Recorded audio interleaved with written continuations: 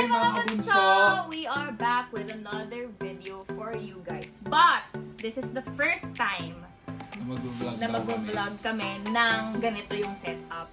Na may ilaw lang naman. Hindi, kasi ito yung parang vlog na talagang safe, hindi lifestyle na. Sakit kaya sa mata. Ganon-ganon ako, may makakita akong bilog.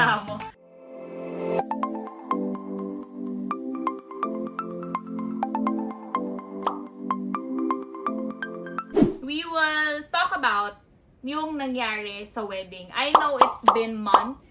February kami kinasal. And ano na ngayon? April, May, June. Hindi, March pa lang. February, March, April, May. 3 months. So, 3 months na. Thank you for watching Thank you for watching our wedding vlogs. series. Yung wedding series. Yung wedding video natin na SDG. Yes. Ang daming nanood nun. Maraming salamat. Maraming views. Sa lahat na nag-congratulate. Thank you very much. And sa mga lahat na hindi nag-skip, thank you. Yung mga hindi nag-skip ng ads, malaking part kayo ng Kasi kasal namin. Last year pa kayong hindi nag-skip eh. So anyway, yun nga, papag-usapan namin yung mas detailed na nangyari. Kasi lahat nung nilabas ko sa inyo na videos is yung nangyari na. Raw videos namin yung nagsusukat na si Josh ng barong and ganito, whatnot. Pumunta kami sa reception. Pero ito yung mas detailed. Kasi syempre, gusto namin tulungan yung mga fellow lovers out there na nagpa-plan ng wedding. Magpakasal. We've accumulated questions from different vlogs ni Nikki sa Facebook, sa Instagram. Hindi na kami nagtanong ulit, pero may mga nababasa kami na nako-collect namin through time. Start tayo sa pinakasimula. When did we decided to get married? I proposed June 8, 2018 in UK, but we didn't plan our wedding. Hindi katulad ng ibang proposals na every time they proposed, they already planned yung mga wedding. My decision was to make it as a long engagement because I wanted to save up for it. Even if our families offered to help or pitched in, that's one thing na hindi namin kinonsider because it would just make things more complicated and traditional, and we wanted to have a modern wedding. After the proposal, syempre nag-uusap-usap naman kami, ang dami naming gusto. Nakakatawa nga nung shinare ko na sabi ko 50 guests lang tayo sa wedding, ayaw niya, galit na galit siya. Kasi syempre diba, as a girl, meron kang visions nung wedding mo. Gusto mo malaki, gusto mo grand. Pero along the way, napaintindi niya sa akin kung bakit mas okay yung intimate. Well, wala namang problema sa malaking wedding. And if you're capable of having a big wedding, there's nothing wrong about it. Pero in our case, we're starting. Both of us, magto-25 pa lang. I proposed when I was 21. Kasi we wanted to get married at 21. Yes. So, hindi ko mabigay sa kanya yon. That's why I just proposed at 21. Kasi tama. 2 years ago. So, ayun, that's the least that I could do. I saved up for a ring. I was also saving up for baby funds. Yun yung after proposing, yun yung inuna ko. Kasi I would rather have funds for the baby kaysa unahin ko pa yung wedding. I mean, wala pa kaming baby wala pa emergency. It's an emergency fund na gusto kong unahin because alam naman natin yan na we would push through a big or grand wedding tapos after wala na.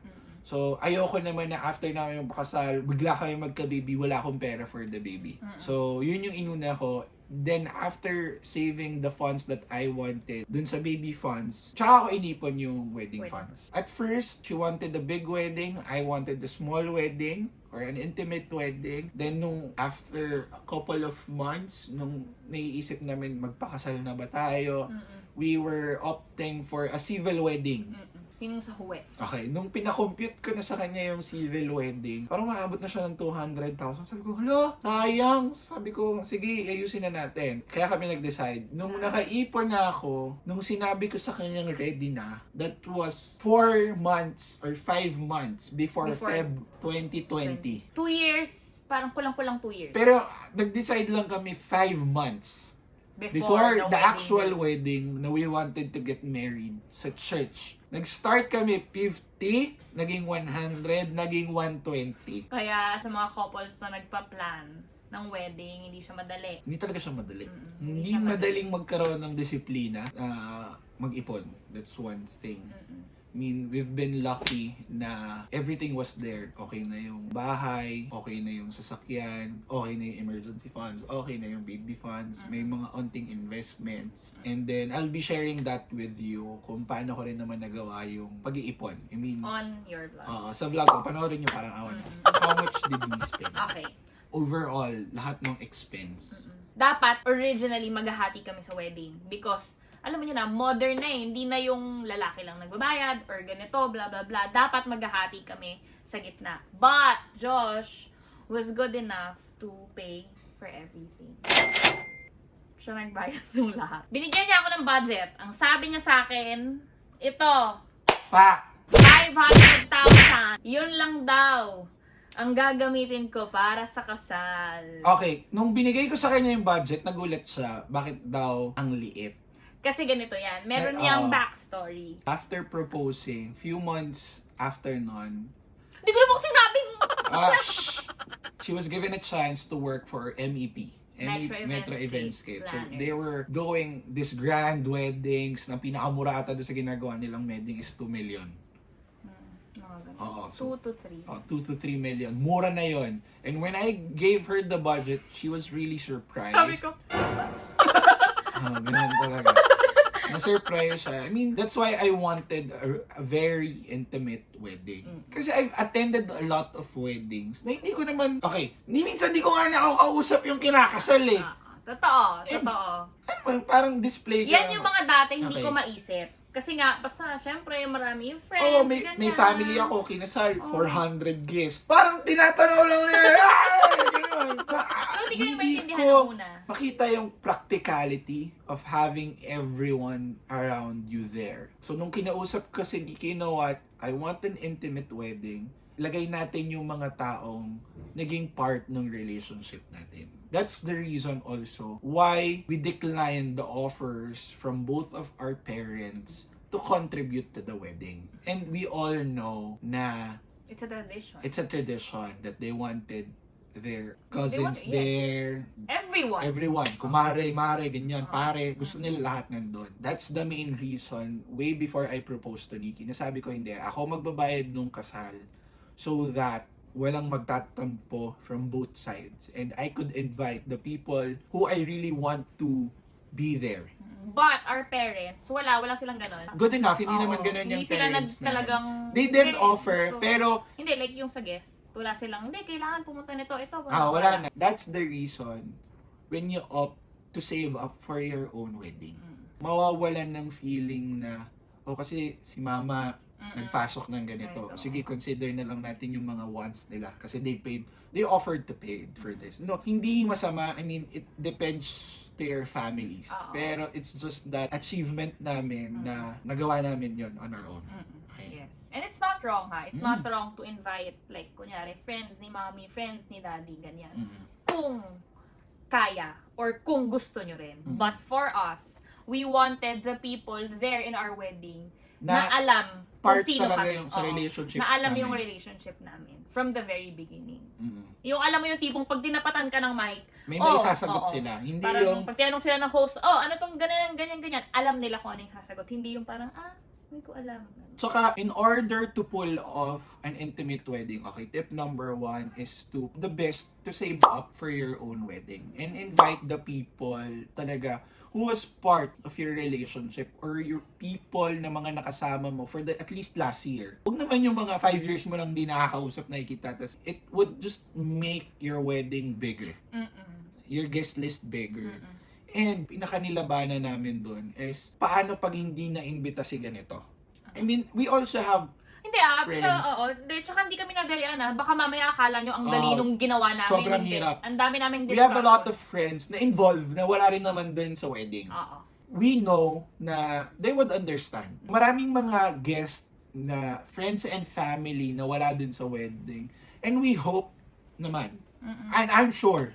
Nag-reach out din naman ako sa iba. Naman kami sa iba na they would understand the reason kung bakit. Especially after watching this, the struggle of pulling off yung dream wedding niya, the struggle of pulling off his dream wedding. Pagkakasahin yung available funds, yun yung pinakamahirap. And siguro it's time for us, it's time to, dun sa mga gustong modern wedding, yun talaga yung pinaka-best na advice. Na try considering inviting yung mga taong naging involved sa inyo sa relationship. Yun lang.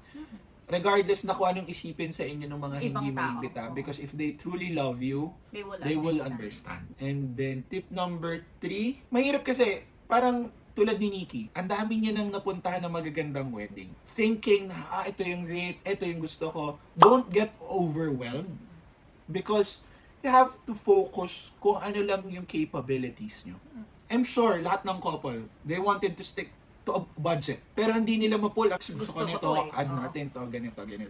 And with us, sobrang challenging. To disclose everything, we end up spending 500, parang 48,000. Wala yun. Akala mo naman. O diba? Pero still. Akala ko, hindi ko siya mapupull off. Pero, marami kaming natanggap na regalo from our friends. And siguro yun na rin yung siguro sign ni God. Kasi, okay, nung nag-propose ako kay God, sa'yo. Siyempre, una kay God. Okay, go. Nung nag-propose ako sa'yo, talaga pinagdasal ko yun. So, yun yung pinaka-maganda eh. When you put God to the center of your relationship, He would truly provide. Right after proposing to Nikki, few months after, she was offered a job to work for Metro Eventscape. And that's the reason why maraming nag-pitch in. Because nakipagtrabaho si Nikki dun sa mga taong involved sa wedding namin. That majority of it was for the love. I mean, they give us truly amazing rates na hindi namin akakalaing ma-afford namin. Na there's even a time na katrabaho niya pero kinukonsider, hindi namin ito makukuha kahit sobrang bait nilang suppliers. To our surprise, sila yung nandyan to help us. So, share namin sa inyo kung saan. At sino-sino yung mga yun. Yes. Okay. So, paano ba nangyari? Nung naghahanap kami, Kasi nga diba, 5 months na lang to. Tapos yung gusto naming date, Feb 14. Kasi yung anniversary namin, Feb 14. As Sabi ko, boyfriend and girlfriend. gusto ko yung wedding natin, Feb 14 na lang din. Para Hindi mahirap, hindi makalimutan. Tsaka isang celebration na lang. Tatlo yung church, pero lahat ng date na gusto namin, hindi Wala na. available. Especially Feb 14. Actually, lahat ng tatlong church, hindi sila available. Lahat Including talaga sila. kung saan kami kinasal. To our surprise, ang pinaka nagustuhan ko dun sa tatlo, saan kami kinasal, ang pangalan ng church is St. Benedict's Parish. Nung tinawagan namin siya to inquire, hindi sila available for the whole month of Feb. Okay? Second time, tinawagan ni Nikki, hindi pa rin sila available. To a point na may trabaho ko, I went to, ano pangalan ng hardware? Home Depot. Basta Ayun, Home Depot. Tapos, yung stock nila, nung pinto, na kailangan ko, meron na lang sa Home Depot Santa Rosa. Yung bahay namin, malapit sa Santa Rosa. So, pumunta siya doon, kasama si Jean, Dalida. Pagdating nila doon, nabili nila yung kailangan ko, tinawagan ko siya, nandiyan ka na naman, bakit hindi mo padaanan yung church? Kasi ilang months na lang, yung kasal na. wedding day na. Tapos wala pang plano. Wala, as in, walang concrete plan. Nagko-compute kami, pero wala kaming nabubook. Oo. So, ngayon, tinawagan niya ako. Kasi nga, 3 times na akong tumatawag sa St. Benedict na wala nga talagang available na date. So, ako, nung time na yun, nag-iinit na ulo ko. Sabi ko, sa utak ko, hindi ko sinasabi sa kanya na, ilang beses na nga akong tumawag, wala ngang date, tantara na nga natin. Pero kasi doon sa lahat ng church na tinanong nga namin, yun lang yung nagustuhan niya. So, sige, para hindi kami mag-away, pinuntahan ko. Pagpunta ka doon, nagtanong ako, sabi ko, 3 beses na po akong tumatawag dito, pero gusto ko lang po talagang i-sure. Meron po ba kayong available date ng February? Pinakagusto na date ni Josh is Feb 20. So sabi ko, Aside from 14. Oo, aside from 14. Wala na nga yung 14, na-book na doon. So sabi ko, Feb 20 po kaya meron, ganyan-ganyan. Tapos tumitingin siya, sabi niya, nag-cancel yung booking, ganyan. So, dito matuwa ako, sige, yay, ganyan-ganyan. Sabi niya, kaso may naka-pencil book ng iba. Ganyan. Sabi ko, sige na po, pencil book pa lang naman po, baka pwede niyo pong tawagan. Baka pwede niyo pong tanungin, ganyan-ganyan. So, ngayon, wala siyang magawa. Ang kulit ko kasi walang magawa si ate. Tinawagan niya ngayon. Pagtawag niya, sabi niya, di parang nakikipag-usap siya, tapos ako talaga nagdadasal ako na sana ibigay na talaga tong date na to sa amin, ganyan-ganyan. Tapos, nung binaba, sabi, okay na daw kasi ililipat daw nila ng Feb 21 yung Kasi wedding Thursday nila. yung Feb 20. Oo.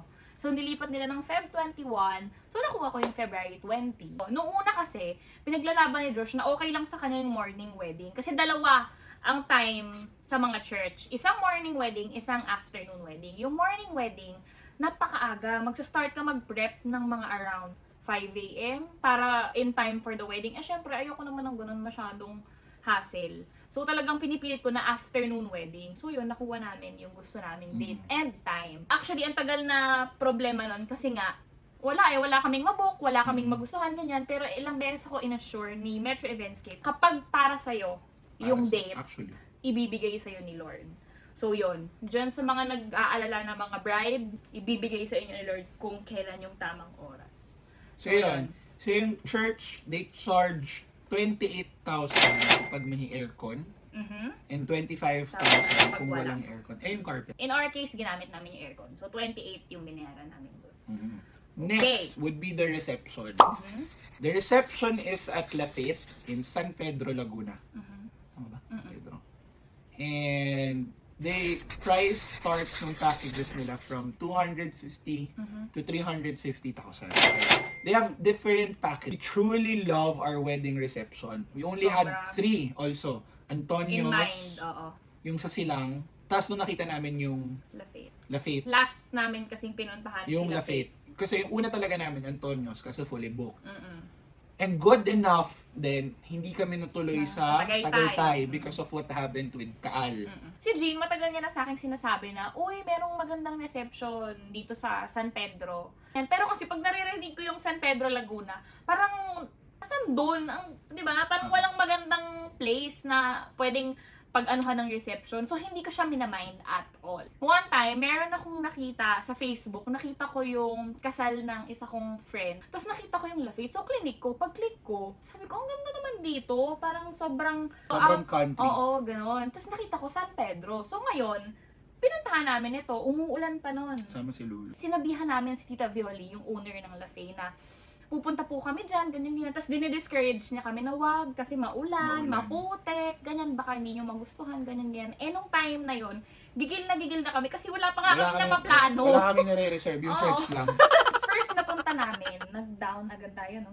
Oo. Binook kagad namin siya. Kasi sobrang... Kasi number 1, available yung Feb 20. 20, totoo. Tapos, kahit umuulan, maganda pa rin sila. Oo. Kahit anong regardless, kung umuulan yung kasal nyo doon, maganda pa din. Totoo. Very accommodating yung mga tao sa Lafayette. Sobra. Para kang ikakasal sa bahay mo. Ganun yung pakiramdam. Oo. Tsaka, ang nagustuhan namin sa Lafayette, parang lahat nandun na. Made siya for a garden wedding. Pwede kang ikasal doon, tas doon na rin yung reception mo. But in our case, sa church kami, sa church kami kinasal. So, doon sa package, marami kaming tinanggal. Merong mga, kunyari, si makeup, may nagregalo sa akin ng makeup. So, tinanggal namin doon sa package. Yung bouquet. Bridal bouquet ko, may nagregalo din. So, tinanggal ko yun. So, mga ganon. Marami kang pwedeng i-tweak. Correct. Kasi complete naman na yung package nila. Complete na talaga siya. Actually, ang wala na lang sa Lafayette is photo and video. Tapan naman natin yung mga suppliers involved na kinuha namin that we also would like to thank. Yes. For doing an amazing job yes. sa wedding namin. And siguro mag-start tayo with yung team ni Nikki, which is Team MVP. Yes, Team MVP. Okay. Offer wedding, birthdays, socials, pero majority weddings, di ba? Ang pinaka-forte ni Metro Eventscape is wedding. Full coordination, halfway coordination, and on the day coordination. But for us, in our case, it was for the love. Ginawa nila yon ng libre, ng walang bayad. Dahil, yun nga, mahal nila ako. Mahal nila kami. True. Pero, ang rate ni Metro Eventscape is 75 to 180,000. Yes. But, as told by Metro Eventscape, they are offering 20% off until the end of the year. If you made the booking with them, it doesn't matter which year, as long as you made the reservation with them. And, they do an amazing job sa coordinating. Gusto ko yung details na lang. Ako hindi ko sila naiintindihan. Yung pag-open ng doors, naririnig ko lang yung pag-open ng doors, kailangan sabay na sabay. Even yung meals. Ang daming natutunan ni Nikki with Metro Eventscape that it pulled off our wedding. Talaga. Kung wala si MEP, baka hindi ganun kaganda yung wedding. Or baka nga hindi pa na-pull off yung wedding. Bakit ba kailangan ng wedding coordinator? Number 1, I'm sure if you're pulling off your wedding on your own, you have jobs na you have to prioritize, and you have other obligations na mas important. I mean, I'm not saying hindi importante yung wedding nyo, but you have to do those things in order for you to pay. Getting a wedding coordinator would be the best decision because they would ease out the problem. Yes. Talagang dadalian nila yung problema mo because they've been doing a lot of weddings. Alam nila kung ano yung problema. Alam nila yung ano yung pwedeng mangyari. Tsaka hindi pwede kasi sabihin mo na, hindi, pwede namang hindi mangyari. Believe me, the reason they're there, the reason they're offering the services is because they just want you to have a memorable wedding without worrying about anything. Ang mapapayo ko sa mga couples dyan, kuha kayo ng wedding planner. It doesn't matter kung kahit iba man yan or friend nyo, ganyan. And yung Lefay naman dun sa package nila, meron silang wedding coordinators. Kasama na yun sa package nila. But so, for thank us, you, Sol. Yung mga kasama namin sa reception, lahat yun team ng Lefay. Nakita So, nyo naman yun eh. Salamat. Yung mga flowery floral na dress, sila yun. Thank you very much. And that's included sa package. Sa package nila, Sobrang babait talaga nila as in. So, next would be makeup. We have two makeup artists. Number one is